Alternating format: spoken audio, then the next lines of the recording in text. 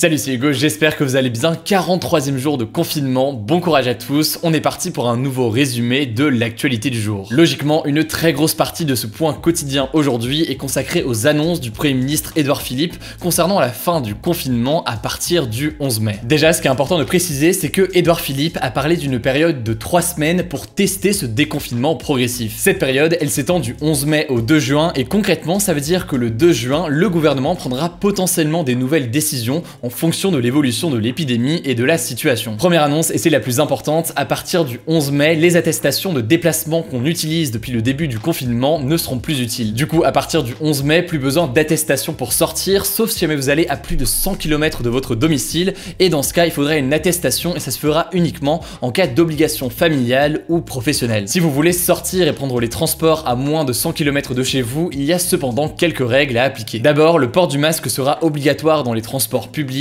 et les distances de sécurité devront être respectées. Pour ce faire, il y a plusieurs choses qui sont envisagées et qui sont en train d'être réfléchies en ce moment, mais Édouard Philippe a parlé par exemple d'un marquage au sol sur les quais ou encore d'occuper un siège sur 2 dans les rames. Petit point concernant les personnes âgées et les personnes à risque, puisqu'il y avait beaucoup de questions à ce sujet, elles auront le droit de sortir le 11 mai, mais c'est vivement déconseillé par le gouvernement. La deuxième annonce qui intéresse beaucoup d'entre vous, je le sais, concerne la réouverture des écoles. Première chose très importante, il a confirmé que les crèches, les écoles maternelles ou encore les écoles primaires rouvriront toutes le 11 mai, peu importe le département dans lequel vous êtes. Concernant les collèges, ils rouvriront progressivement à partir du 18 mai et seulement dans les départements qui sont peu touchés par le Covid-19. Au-delà de ça, la rentrée se fera en priorité pour les 6e et les 5e, puis ce sera au tour des 4e et des 3e un peu plus tardivement, mais Édouard Philippe n'a pas donné plus de précision à ce sujet. Mais attention, si vous êtes collégien, vous devrez forcément porter un masque, ce qui n'est pas le cas des enfants en primaire et en maternelle. Autre élément important, j'en ai déjà parlé sur cette chaîne, la présence en cours ne sera pas obligatoire. Autrement dit, si vos parents décident de ne pas vous emmener à l'école, vous pourrez rester chez vous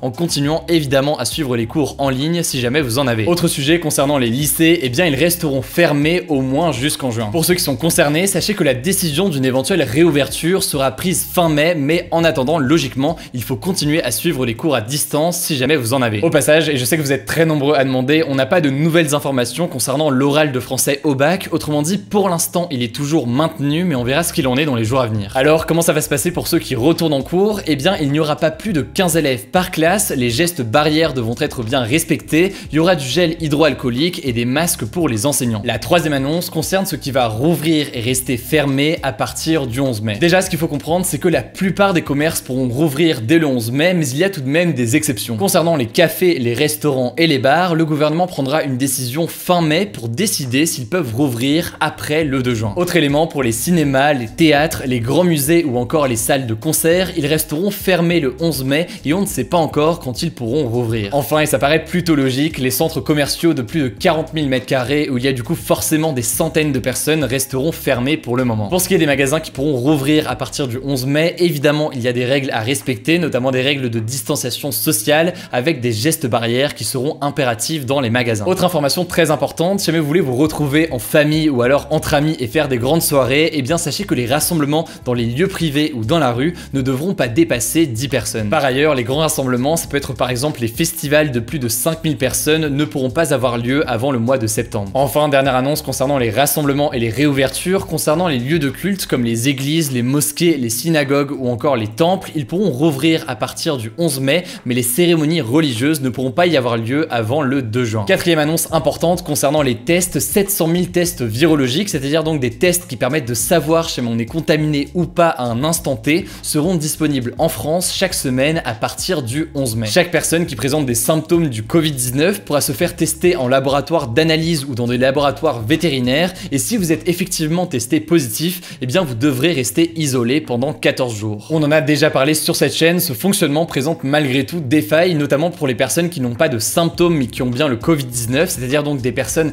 asymptomatiques, eh bien elles continueraient à propager le virus sans être testées. Cinquième annonce importante d'Édouard Philippe aujourd'hui, les entreprises sont appelées à maintenir le télétravail après le 11 mai et au moins pour 3 semaines. Pour ceux qui doivent quand même se rendre à leur lieu de travail, les entreprises devront mettre en place des horaires décalés pour éviter que tous les transports soient saturés aux heures de pointe. Voilà donc pour les annonces principales, mais élément très important, il faut savoir que tout ce programme peut changer selon l'évolution de l'épidémie, puisque Édouard Philippe a insisté en disant que le déconfinement pourrait être décalé à après le 11 mai si les hospitalisations pollution augmente par exemple dans les jours à venir. D'ailleurs, même si le déconfinement commence le 11 mai, ce ne sera pas tout à fait pareil selon les départements. Concrètement, dans les jours à venir, on va avoir des départements classés rouges et des départements classés verts, et en fonction de l'évolution de l'épidémie à l'échelle locale, des mesures spécifiques pourront être appliquées dans certains départements. Mais là encore, le Premier ministre est critiqué pour son imprécision puisqu'on ne sait pas exactement quelles mesures de confinement plus strictes seraient appliquées aux départements qui sont classés rouges, donc là aussi, on aura probablement davantage d'informations dans les jours à venir. Bref, tout ce qu'on sait pour le moment à propos de cette histoire de département, c'est que chaque soir, une nouvelle carte sera donnée avec les départements en rouge et en vert. Ce sera une sorte de météo du coronavirus présentée par Jérôme Salomon, le directeur général de la santé. Enfin, dernière information importante sur le déconfinement, l'Assemblée nationale a approuvé le plan du gouvernement présenté par Édouard Philippe, puisque 368 députés ont voté pour, 100 députés ont voté contre et 103 députés se sont abstenus. Je sais que c'était un long point sur ces annonces concernant le déconfinement, mais ça me semblait important de le faire. En description, je vous mets un lien pour en savoir plus, et puis logiquement, on devrait avoir davantage de détails dans les jours à venir, donc pas d'inquiétude, on vous tient au courant. Autre info en France dont je voulais vous parler, hier en fin d'après-midi, 2 policiers à moto ont été gravement blessés après avoir été percutés par un automobiliste à Colombes dans les Hauts-de-Seine. Les enquêteurs pensaient d'abord que c'était un accident, mais ils ont fini par retrouver dans sa voiture un couteau et une lettre qui expliqueraient potentiellement le geste du chauffard. Selon France Info, l'homme qui a été interpellé aurait 29 ans et serait inconnu des services de police. Actuellement, le parquet national antiterroriste évalue la situation pour savoir s'il doit se saisir de l'affaire et s'il s'agit d'un attentat, sachant que l'homme indique que c'est le visionnage de vidéos concernant la situation à Gaza et les Palestiniens qui l'aurait poussé à l'acte. Concernant les policiers, leur jour ne serait pas en danger, mais l'un des deux souffre d'un traumatisme crânien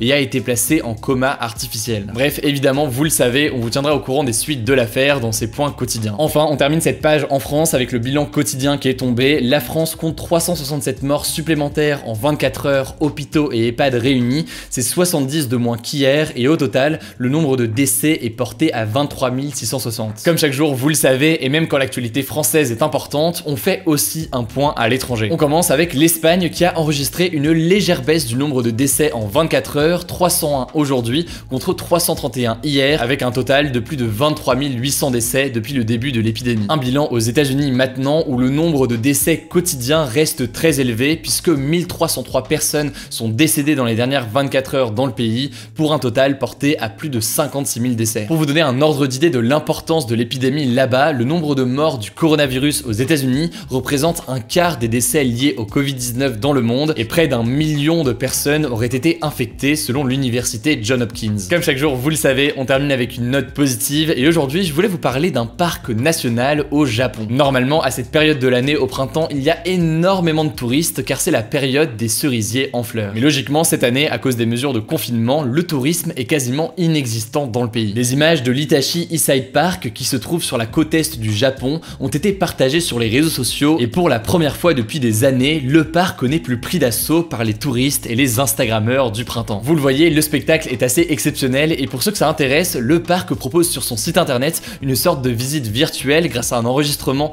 à 360 degrés. Du coup, je vous mets le lien en description si ça vous intéresse. Voilà donc pour ce point du jour sur l'actualité. Évidemment, pensez à vous abonner si jamais ce n'est pas encore le cas pour ne pas rater les points suivants et puis pour nous soutenir. En description, je vous mets des liens pour en savoir plus. Surtout, prenez soin de vous et on se dit à demain.